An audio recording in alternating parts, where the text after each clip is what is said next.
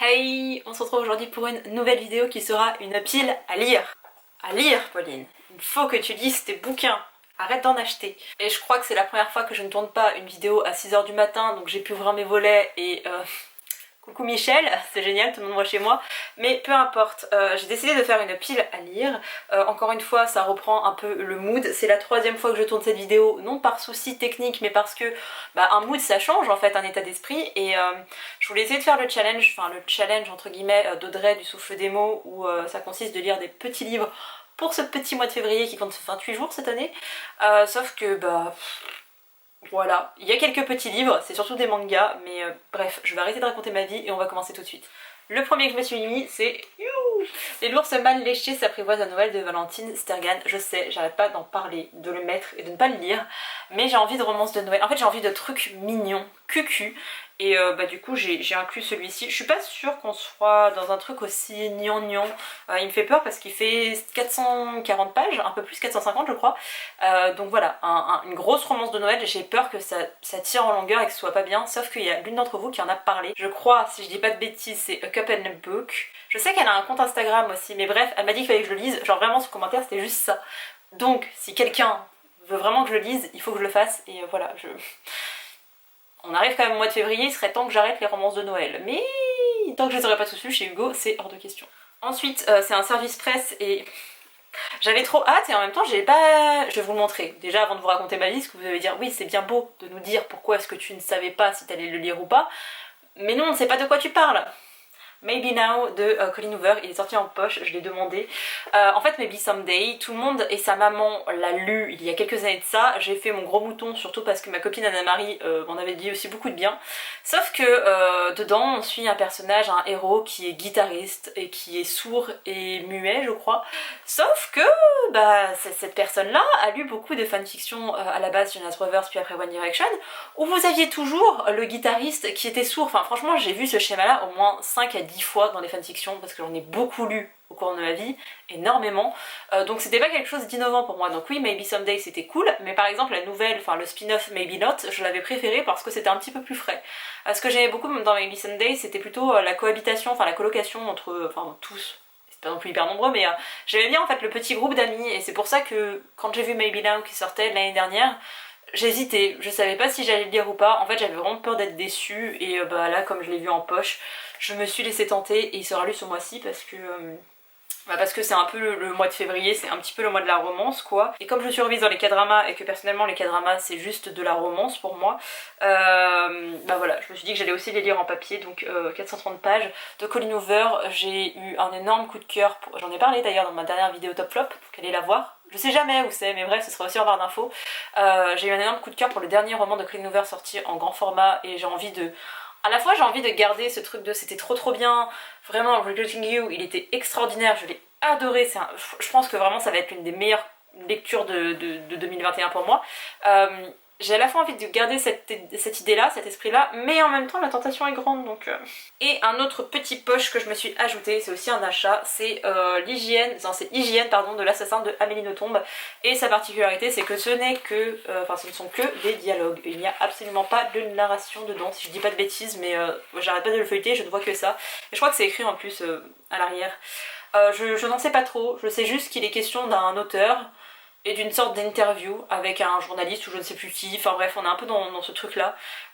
Amélie Nothomb, c'est Cédric Herman qui me l'avait fait connaître, alors je la connaissais mais je la lisais pas, et il m'a dit qu'il y a certains de ses romans qui pourraient me plaire, et j'avais lu notamment Frappe-toi le cœur, Frappe-moi le cœur, et un autre que j'avais encore préféré, que je ne retrouve plus, Antechrista. J'avais vraiment beaucoup aimé Antechrista, je trouve que elle arrive à me briller le cerveau cette autrice.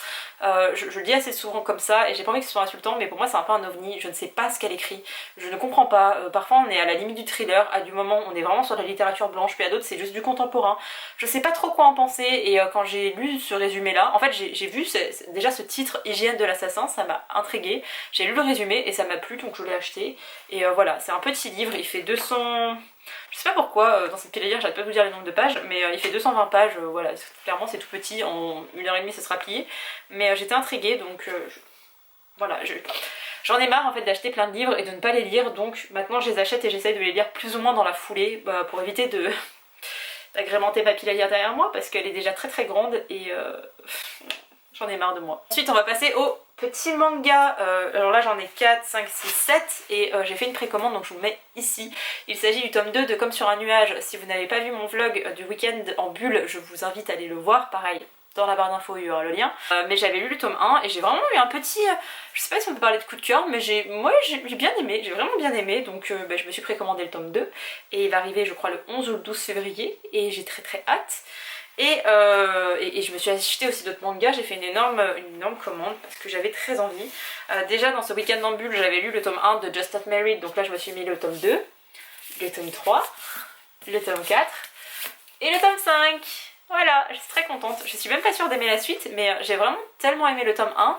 C'est pas un coup de cœur, c'est juste que c'était une bonne lecture et c'est le genre de manga qui passe tout seul. Donc voilà, pour rester un petit peu dans la même veine, j'ai pris toute la saga, parce qu'en plus elle se termine en 5 tomes, c'est aussi pour ça que j'en ai acheté autant. Je sais pas pourquoi, mais les séries de manga quand elles sont très longues, je me vois pas acheter plusieurs tomes d'un coup. Par contre, quand elles sont terminées, ça me pose zéro problème. À part les très grosses sagas en mode Naruto, One Piece, etc. D'ailleurs certaines sont même pas finies, mais bref. Toujours dans ce week-end en bulle, je vous en parlais, donc on va continuer.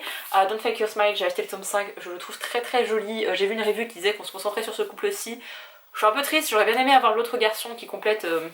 voilà, le duo slash carré amoureux, mais ça me va aussi et j'aime vraiment beaucoup trop. C'est un joli lilas et encore il rend pas tellement justice mon appareil, mais j'aime beaucoup. Je me suis acheté le tome 2 de Derrière le ciel gris parce que il me fallait la suite et quand j'ai vu, en fait j'ai regardé la fin pour savoir s'il y avait un tome 3 de prévu.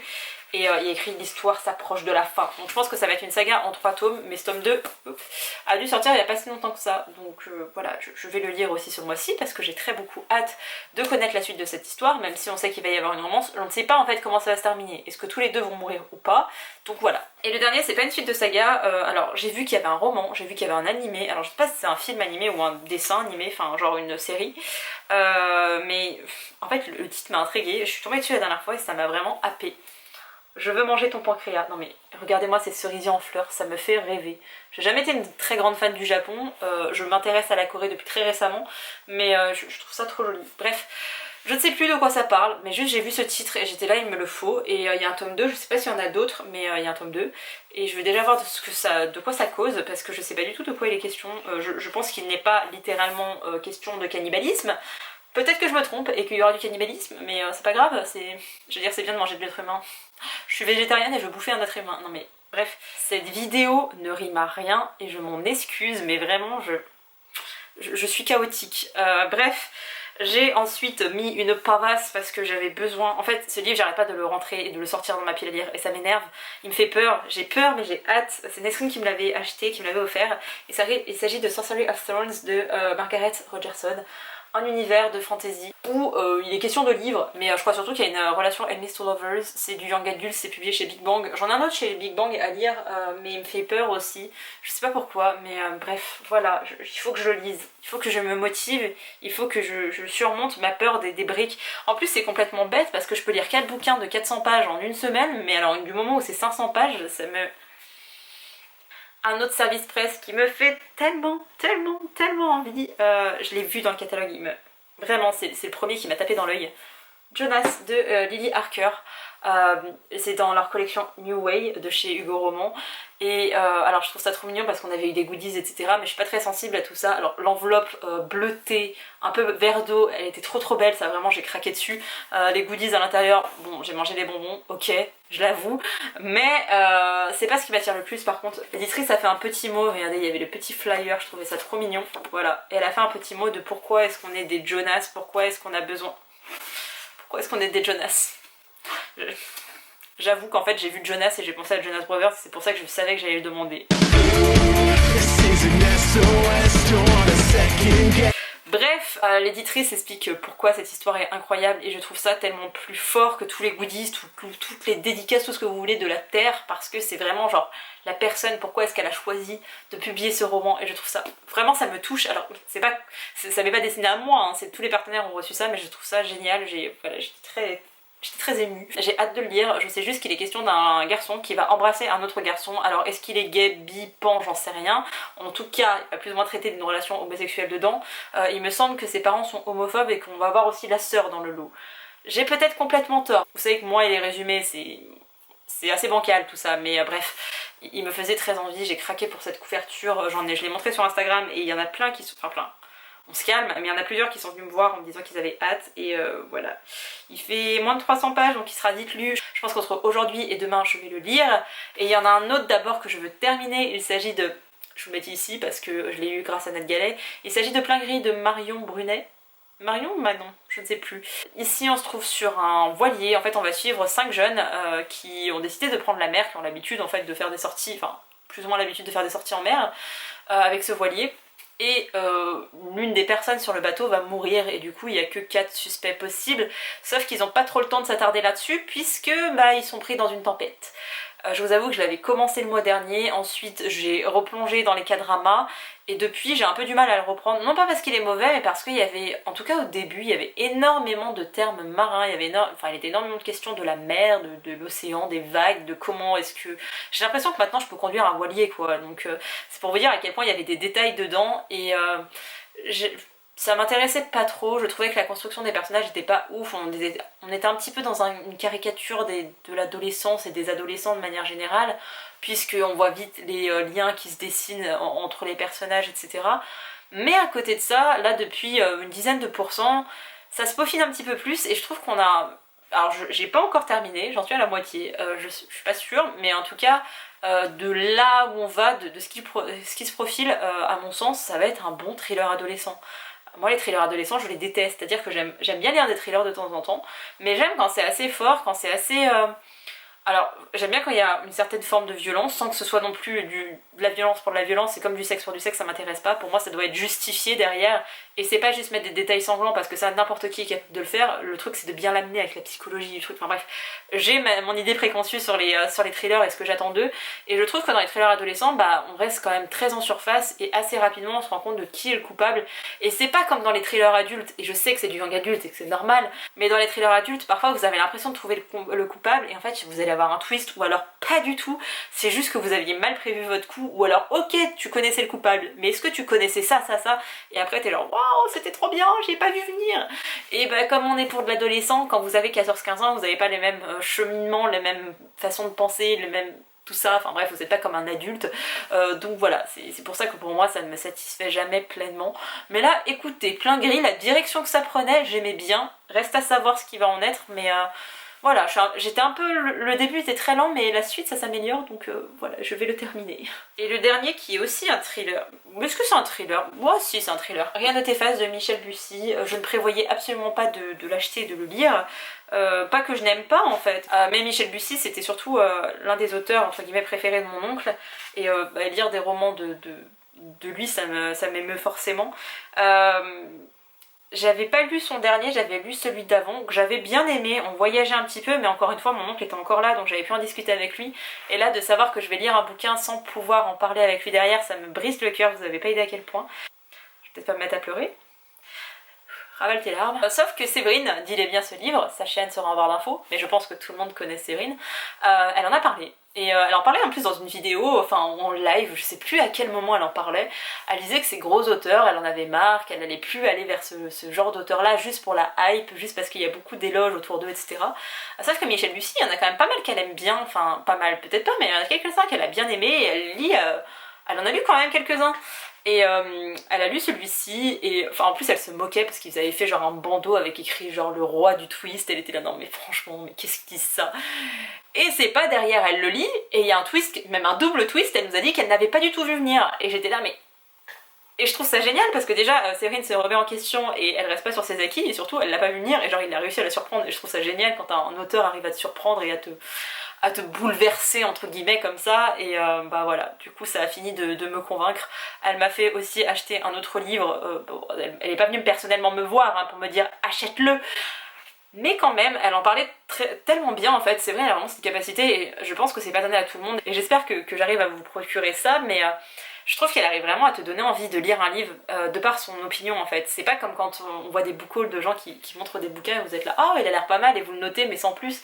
Vraiment elle a ce truc, elle est passionnée et c'est ce que j'aime les gens passionnés, donc voilà. Elle a dit achetez-le, donc j'ai été l'acheter.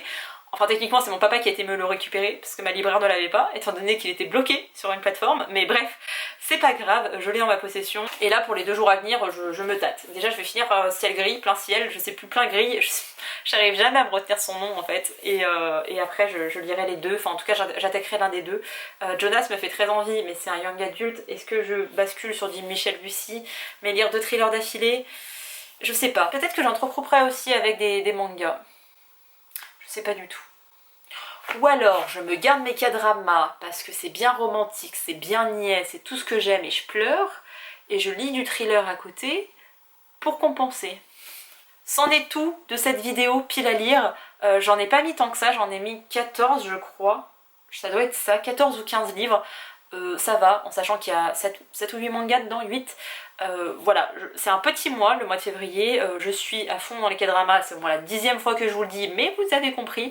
Et comme je suis dans cette ambiance là, je vais y rester encore un petit peu, comme ça au mois de mars je lirai un peu plus et je pourrai vous faire des reviews lors des vlogs mars, parce que oui, ça arrive déjà le mois prochain, dans 3 semaines je décède parce que une vidéo par jour sur la chaîne, je vous le rappelle. Et voilà, bref, j'espère que ça vous a donné des envies de lecture, j'espère que ça vous donnera envie de lire des mangas, parce que vraiment il y a des pépites, et de la romance, parce que c'est Ludo qui fait ça, qui fait aussi un challenge autour de la romance. J'avais pas envie de me mettre des limites avec les contraintes qui sont plus ou moins imposées, donc voilà, je fais une petite pile à lire à ma sauce, en espérant en lire un maximum. J'aimerais beaucoup revenir à la fin du mois et vous dire, regardez, j'ai respecté ma pile à lire. Mais le mois dernier, avec ma pile à mood, j'avais plutôt bien assuré le truc, donc voilà, ça laisse présager des bonnes choses. J'espère que cette vidéo vous a plu et je vous dis à bientôt pour une prochaine. Bye!